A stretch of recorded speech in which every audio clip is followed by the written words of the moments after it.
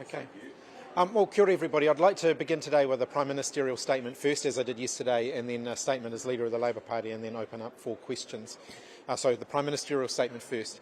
I'd like to restate again New Zealand's absolute condemnation of the Hamas attack on Israel in the last 48 hours. I have had a conversation this morning with my Australian counterpart, Prime Minister Albanese, to compare notes. I think the New Zealand position and the Australian position are very aligned. We've agreed that we'll keep in touch and make sure that we're aligning our efforts.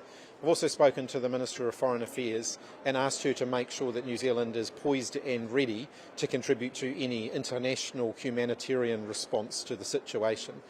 We'll see how things unfold, but we will be ready to participate in any kind of humanitarian response. And I've asked the Minister of Foreign Affairs to make sure that we're ready to do that.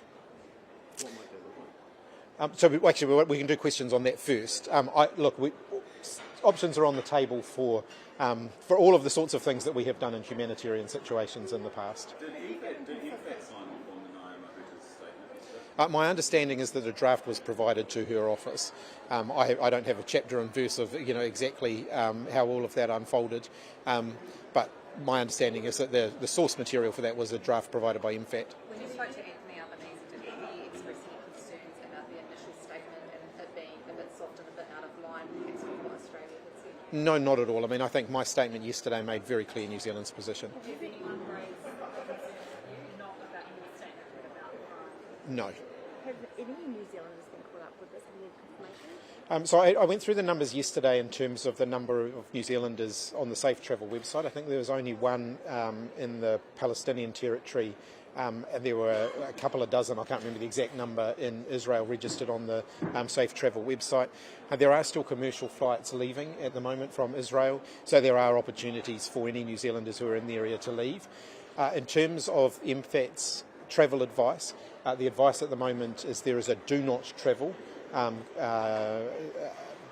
advice for Gaza, and for wider travel to Israel, MFAT's advice is essential travel only. And any information about any specific danger that any of those New Zealanders might be in either Gaza or in Israel? No, I haven't, and we don't typically share individual details of those sorts of cases, but consular support is absolutely available, and so we're making sure that that information is shared with anybody who has registered on the Safe Travel website. Direct contact with those people?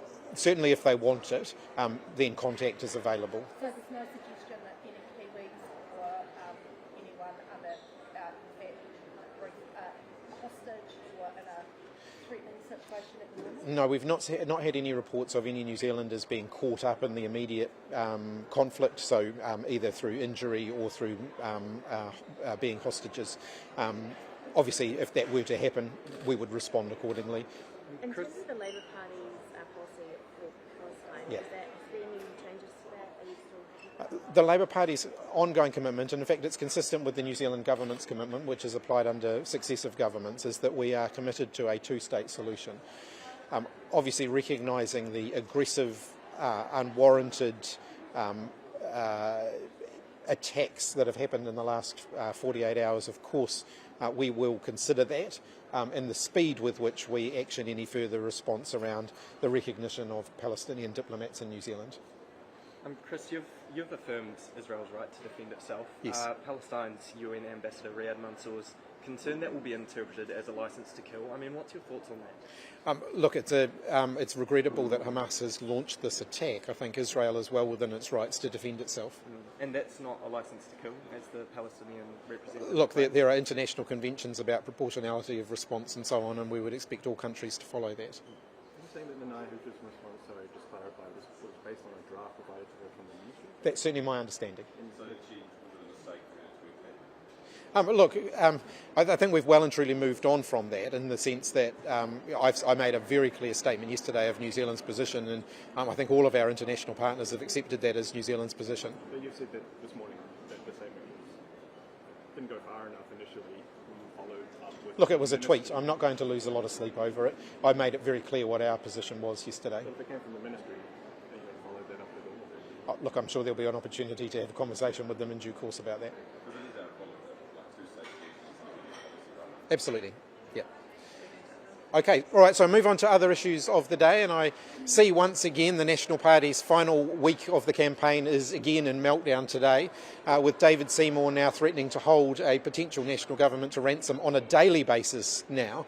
That would be a recipe for instability and chaos. The idea that you could have Christopher Luxon and Winston Peters trying to form a government with David Seymour on a daily basis, threatening to veto any decisions that the government might take, shows the kind of chaos that you could expect under a National Act New Zealand First government. I don't think that New Zealanders deserve that, and I think the best way for them to avoid that is to give their party vote to Labour. We've got a proven track record of delivering stable and responsible government for New Zealand in some very difficult circumstances, and I'm confident that we would be able to continue to do that after the election. I think a National Act New Zealand First coalition would be unstable, they'd be unable to agree on anything. And in fact, the idea of a National Act coalition now seems to be in complete turmoil as well, with David Seymour saying that unless Christopher Luxon agrees with everything that he wants, that he's actually not going to form a coalition with them. I just think that this unedifying spectacle this close to an election is a bit of a taste of what New Zealanders could expect if Christopher Luxon becomes Prime Minister. And I think that New Zealand deserves and needs more stable government than that.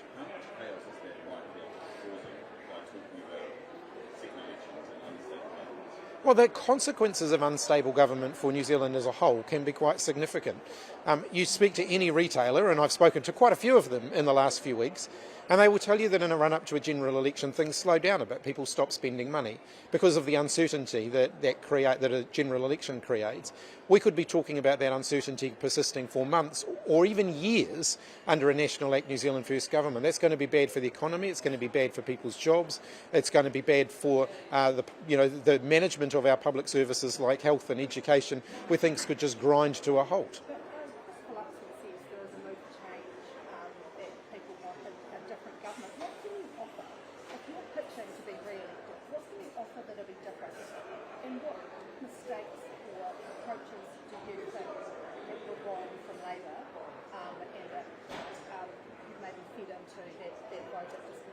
Well, look, I've set out a 10-point plan that does focus on the number one issue facing New Zealanders at the moment, which is the cost of living. Unlike Christopher Luxon and the National Party, the 10-point plan that I've set out is realistic, and New Zealanders can clearly see how they're going to benefit from it. And we're not trying to sell them something that's not going to happen, which Christopher Luxon and the National Party seem to be doing. Even now, after correcting themselves, they still continue to make the misleading claim that the average New Zealand family would be $250 a fortnight better off, when they've admitted that that's not the case. Labour's had lots of big ideas that have not been delivered in many cases. What can you say to people to actually convince them that you're going to be able to deliver on the promises that you've made? Well, I think that's a very broad and unsubstantiated assertion that you've made in your question. The Labour Party has been involved in some very significant change for New Zealand. We have been rebuilding our health system and our education system. We have been rebuilding our public housing, and we've stimulated the largest private sector house building program pretty much in New Zealand's history. Look, I'm not claiming perfection, but I'm certainly claiming an improvement on what we had before. What can you say to people to convince them that your government would be able to deliver on the promises that you've been made? Well, I'd like New Zealanders to give us a clear run at it. We won't have the global pandemic hanging over us in this next term of Parliament, and I think that will give us an opportunity to deliver on the things that we have put before the electorate. I've made sure that the commitments we're making in this election campaign are realistic and deliverable. I stand by every single one of them, and I'm absolutely confident we can deliver them. What is your path to power, and how much do the numbers need to shift around for you to remain Prime Minister? I think the results that we see on election day are going to be much, much narrower than what we have seen in recent polling. We saw that at the last election as well, where there was quite a shift between the polls immediately before the election and what happened on the election day. Labour's support was understated and National support was well and truly overstated by the polls before the last election. I think the same thing is going to happen here. So how much needs to change for you to remain as Prime Minister? What is that path? I'm not going to give you all of the details and the numbers. Our own polling shows that the gap between the centre-left and the centre-right, so i.e. National Act and Labour Greens, has been narrowing consistently over the last few weeks, and it is a very close race. Is that what voters want, though? Don't they want a change I don't think so. I think that as voters have the opportunity to see what a change actually means, and they see the instability and chaos that change could bring, I think we're going to see our numbers going up, on Saturday night. But Chris, I think it's going to be a very close election. And I think if New Zealanders want stability and they want certainty, then giving their party vote to Labour is the best way of achieving that. Look, it's going to be a close election. Are you worried about voter turnout on the basis that with this campaign in particular we have seen lots of attacks, both the rhetoric and of course the physical attacks that have gone on as well? We're now seeing a narrative in the last week to 10 days of there might be a second election. Do you think that voters might just go, what on earth is this all about? Why do we care? Completely tune out? I think the National Party saying or threatening New Zealanders with a second election before this one is even over shows how unprepared and unready to be government they are. They have no plan to provide stable government for New Zealand. It seems to be more of, well, just trust us, we'll figure it out. But now they're even saying that they don't think they can figure it out and that there might have to be another election. The best way to avoid that is to give your party vote to Labour. But are you genuinely worried about voter turnout because of the narrative and I guess the vibe, for want of a better word, that this campaign has actually had over the last few weeks? I think what we've seen, and even in the conversations that I've had, out and about today, which some of you were eavesdropping on, there are people who have decided that they're going to vote late, that they're going to vote on election day, or they're going to vote quite late in the piece. Well, that's understandable. And that's what you're relying on, is people holding off and you proving yourself in the next 5 days or whatever it is? Well, I think there's already been a mood change within the electorate. I think that's been happening over the last couple of weeks now, and I think the election result is going to be quite different to what the polls have been showing up until now. Showing about the truly undecided voters as opposed to what you say. But what's your sense of the number of people that truly have not made up their mind? I think it's still a pretty sizable block of people who are going to make up their minds, potentially even on the day when they head to the polling booth. Your part of the power, though, relies on national forum. New Zealand first forum, short of 5. That seems quite slim possibility. Not necessarily. I mean, let's just see what the numbers are on the day. But I think that we're seeing a good degree of momentum behind Labour's campaign. As I've said, I think we're going to do better than the polls have been indicating we're going to do, and it is going to be a close race. What do you mean not necessarily, though? You both ruled each other out, so if he does get over 5%.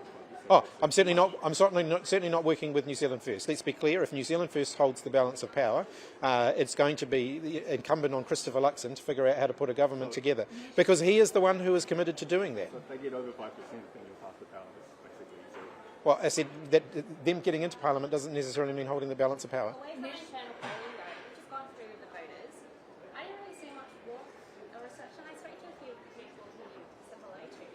Some of them told me after you met them, they were still going to vote national. So is the Labour plan really getting through? Is it really resonating with voters? No, look, if you've been following the campaign for the duration of the campaign, there of course are always going to be a few National Party voters out there, but there are certainly plenty more Labour voters. Chris, you claim Campaign, I'm a reporter from the BBC, so I've just gotten in to speak just as Yeah. how New Zealand is doing. Every New Zealander I speak to say that they want to move for change. They're sick and tired of Labour, and they just don't really resonate or think that you're doing a good enough job. So they might not like the National, but they feel that it's trying to change, and that's what they tell me. What do you say to that? I don't agree with that assessment, and I think what we're finding actually as we head into the last few days of the campaign, that New Zealanders who had been contemplating change are actually rethinking that because they've seen what a mess the other side would make of things. Have you seen that mess? Sorry, one other question. I was there at home ground where you were earlier today. Yeah. You've been, saying hello to the voters in the food court down here, this flashing wall. But you didn't say hello to anyone at home ground. I went in. Do you want to speak to any of the people there? I'd say hello to people who I run into along the campaign trail. Do you know that before you arrived at home ground, there were a few homeless people in the laneway, and they were asked to clear the alleyway before you came in? I wasn't aware of that, no. Would you have said that? I certainly would have happily had a conversation with them if I'd seen them. you claim Jessica. that saying that their candidate for Mary Labour was threatened by gangs. What's your reaction to that? And is that a sign of the situation we're in at the moment? Any physical threats to a candidate's safety are utterly unacceptable, regardless of who the candidate is, regardless of which political party they are standing for. All candidates are entitled to get out there, share their views, campaign, and to do that in a way that is safe. It's not a great look being in the campaigning crime and being, we're trying Look, those are really questions for the National Party.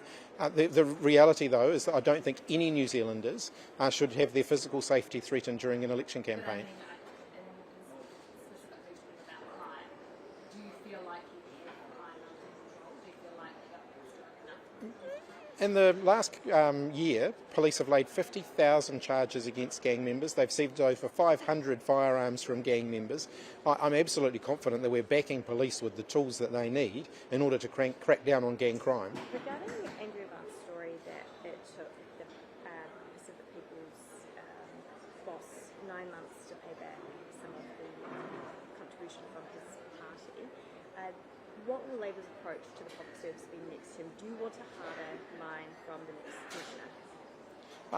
Look, I think we took a pretty hard line on that one. That was unjustified expense. I think it is appropriate that that was paid back. In terms of the length of time that it takes to pay that back, that's really a question for the Commissioner.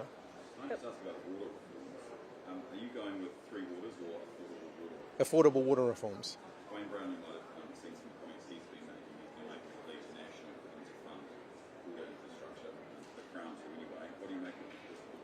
I think Wayne Brown knows, like many local authorities across the country know, that if we back away from affordable water reform, ratepayers are going to end up paying the bill for that on their rates. National's plan to simply abandon affordable water reform means that ratepayers are going to end up with significant rates hikes in the coming years because they're effectively, to excuse the pun, washing their hands of the problem and making it council's problem. How would you plan lower water bills? Well, there's a breakdown out there now. You can see on a region-by-region basis the types of rates increases that they will see if we don't proceed with affordable water reform, and the sorts of impact that affordable water reform will have in terms of bringing those rates increases down. We've released the breakdown of that, and it's basically through getting economies of scale and making sure that we're actually delivering water infrastructure in the most efficient way possible. Mr. Luxon maintains that National's not panicking by threatening a second election. What do you say to that? Well, I think it looks pretty panicky. I mean, the fact of the matter is that people haven't even finished voting in this election and they're already talking about potentially forcing another one. I'm not sure how you could characterise that as anything other than panicky. Do you think that's scaremongering for the public? Of course it's scaremongering, but it also shows that they don't think they could pull a stable government together. I don't think that that's going to endear them to the New Zealand public. It doesn't inspire confidence. My message to the New Zealand public is if you don't want another election, if you want stable, responsible government, give your party vote to Labour. But you time though, aren't you scaremongering when you say style shutdown? Because obviously we have a different system and we would see that, like isn't that, do you know what I mean? Like, and don't in a way.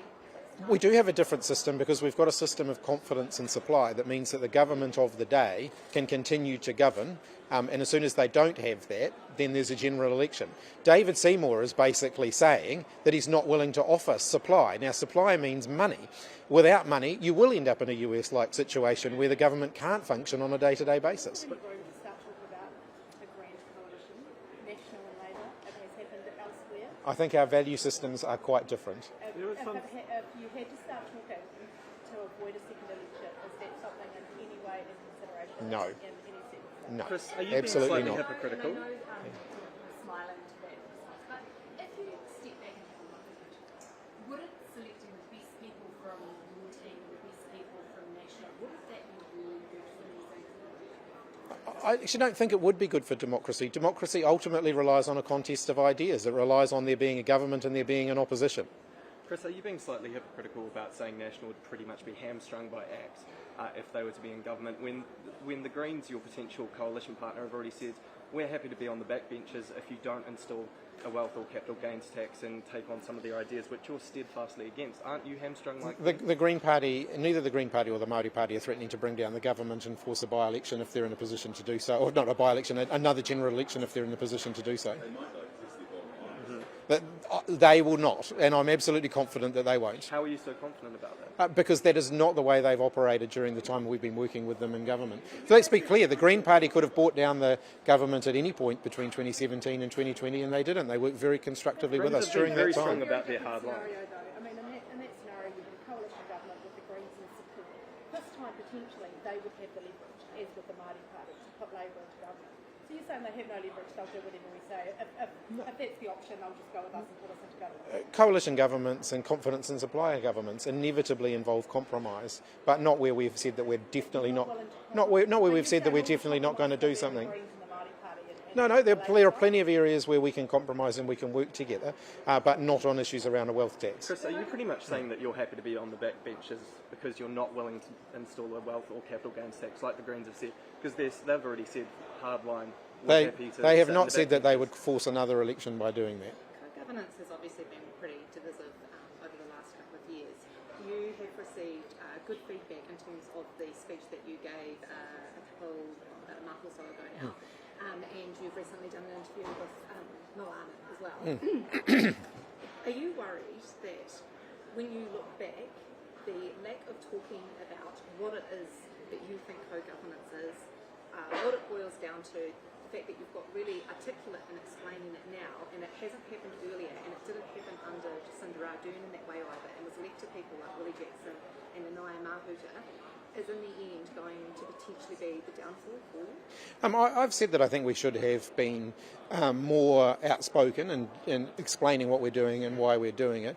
I've endeavoured to be more open and more explanatory in the time that I have been Prime Minister. The speech that I gave a couple of weeks ago was building on one that I did at Waitangi not long after I became Prime Minister. And my interview with Moana yesterday was the second interview where we canvassed these issues, and I've spoken publicly on several other occasions about it.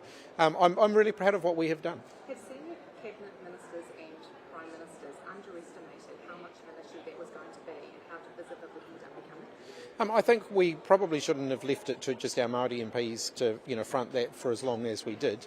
I'm very proud of the track record that we have there. I don't think that non-Māori New Zealanders have anything to fear from it. In fact, I think as a country we have everything to gain by a stronger relationship between the Crown and Māori, and by dealing with some of the underlying issues around health and education and those systems underserving our Māori communities, which they've done for some time. Why was it left to the Māori ministers? Look, I think we probably could have been more proactive.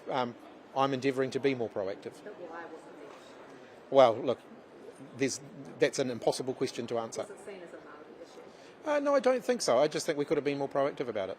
The relative vacuum there was filled with the one law for all kind of rhetoric that Don Brash used. That's now like a mainstream narrative. Do you get some responsibility? I think people not pushing back hard enough against racism isn't an excuse for racism. Speaking of Indigenous issues, Yes. across the Tasman, Australia Sunday is having their own vote, voice referendum. What do you think about that? Look, it wouldn't be diplomatic for me to involve myself in in an Australian referendum, which is just coming up for vote. That's really a matter for the Australian people. Sure. Any commentary then on how Australia deals with Indigenous issues as opposed or compared to New Zealand? Very, very different countries, very different situations, very different histories, and so I wouldn't, certainly not publicly, be proffering advice to them. Do you expect the Labour government there though are trying to push forward Obviously, there's a lot of goodwill between the Australian Labor government and the New Zealand Labor government. We have a lot in common, but I'm not going to involve myself in domestic Australian politics. Do you think that race relations has gone backwards in some aspects in this country in the last couple of years? I think that there are some who certainly seem intent on attempting to achieve that. I don't think overall that New Zealand's heading backwards in terms of our race relations. I think that overall, if you look at our track record as a country, so taking the political party part of it out of it, our track record as a country over the last 40 years or so has bent towards history. Christopher Luxon also wants locally led Progress, bent towards progress. Sorry, I just you got the bit that I meant. Yeah. Christopher Luxon also wants locally led, whānau-centred, by Māori, for Māori solutions. Don't you guys want the same thing? That's not what they're arguing for, though. They're actually, but that's what he says. But then he wants to undo every one of the examples of that. So the Māori Health Authority is a by Māori for Māori initiative. It isn't actually that much difference to Te Whana Ora, for example, which was actually put in place during the time of a national government. I just think they're all over the show on it. Do you think Whana Ora is an example of co-governance? I think Whana Ora is an example of working together. Is it co-governance I mean, look, the reality is co-governance is just one iteration of working together, and it means different things in different contexts. I think it's a bit of a red herring of a phrase, to be honest. Look, what a lot of New Zealanders hear when they hear co-governance is the idea of co-government. No one has ever been proposing that. Just to put the definition that National has put in co-governance to you, which came from Tama Potaka, he says that co-governance should only be used in relation to natural resources and that it shouldn't be used in any other forms of public service. What's your definition when you look at it from that context? Kia ora kaupapa Māori, ko hangarewa Māori, wānanga. These are all examples of co-governance arrangements that have been in place under successive governments that have worked very effectively, adopting a by-Māori, for-Māori approach where the Crown and Māori share decision-making over the provision of public services. So I think that the position that Tama Potaka seems to be advocating is actually a really radical one, because it would mean stopping doing a lot of things that have got a long track record of success. Some of National's criticisms of the Māori Health Authority are based on performance. How long should that authority have to be delivering what it's supposed to do? Well, it's only just getting up and running. I mean, we're talking about a couple of years. I think we need to give it some time to actually get up and running. But, you know, Christopher Luxon's position on that is very confused, because he says he supports the role of Māori health providers but not the Māori Health Authority. Well, I'm not sure how he defines the difference between the two. Health Authority performing as you would expect given the time frame that it's had? Well, I think that they've only just gotten up and running, so I don't think it's too soon to make any judgment either way on it. So what are your expectations though of performance, like in terms of delivering what it's supposed to do? Well, It's one of the criticisms that the opposition has of the authority. Overall, the goal of the Māori Health Authority will be to turn around health outcomes for Māori New Zealanders. That's why we've set it up. That's not going to be an overnight process. Just on there, the equity indicator, I can't remember the exact words of it, that Aishibiro ended up doing a bit of a review of at the time that it became public, and there was a lot of panic about it. What actually ended up happening with that review, and where are things at with doctors and DHBs individually being able to make decisions about that prioritisation of non-urgent surgery? So clinical need will always be the number one criteria. What that review did find, and we shared that information at the time, was that the work that they were doing here was to address a historical discrimination against Māori, Pacific and people from rural communities who were waiting longer for their surgery than other people with the same clinical need. I think proactively addressing that is a good thing. It isn't actually favouring anybody, it's saying that they shouldn't be discriminated against in the way that they have been. So that formula, DHBs continue to use, and doctors have the ability to use it in the same way they were using it before Aishibiro did the review?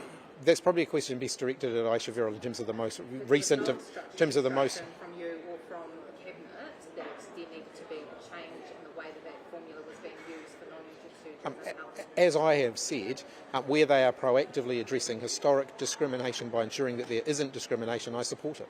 If there's another election, would you want it before Christmas or after Christmas? There is absolutely no justification for another election. New Zealand is about to go to the polls this coming Saturday. They will make their decisions about how to govern. They have about who should govern them.